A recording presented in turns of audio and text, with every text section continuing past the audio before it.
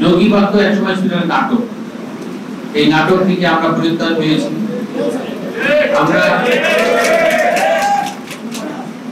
আমরা এই দীর্ঘ 18 বছর যে ফ্যাসিস্টরা কবলে ছিলাম, সেই ফ্যাসিস্টরা আপনাদের মুক্ত।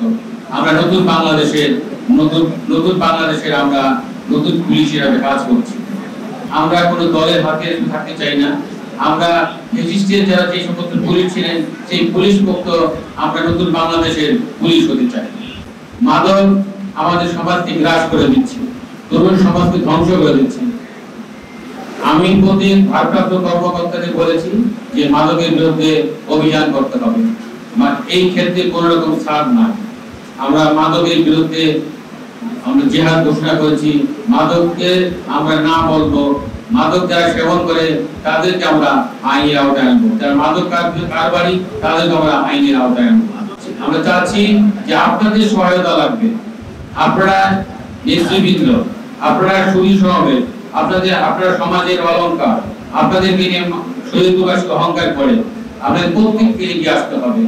আপনারা যদি আমাদেরকে সহযোগিতা না করেন, আপনারা যদি আমাদেরকে আশ্বস্ত না করেন, তাহলে আমাদের একার পক্ষে কাজ করা অসম্ভব। সেই ক্ষেত্রে আপনাদেরকে আমি বিশেষভাবে অনুরোধ থাকবে এলাকার সন্তান হিসাবে যে আপনারা আমার পুলিশকে সহায়তা করবেন, সহযোগিতা করবেন, যাতে করে মাদক মুক্ত শরীয়তপুর হতে পারে।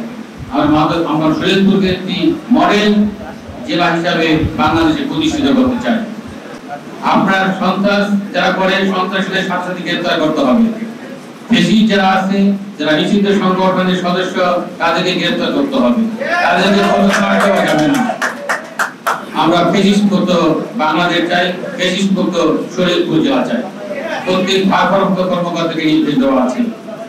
আমরা চাই বাংলাদেশে আমরা যে নতুন বাংলাদেশ পেয়েছি, এই নতুন বাংলাদেশে প্রতিটি মানুষ যেন শান্তিতে জনগণের মাঝে বসবাস করতে পারে, শান্তিতে বসবাস করতে পারে, সেই প্রত্যয় আমি আপনাদের কাছে রাখলাম যে আপনাদের সহযোগিতার প্রয়োজন। পুলিশ জনগণের সেবক হিসেবে রাখতে চায়।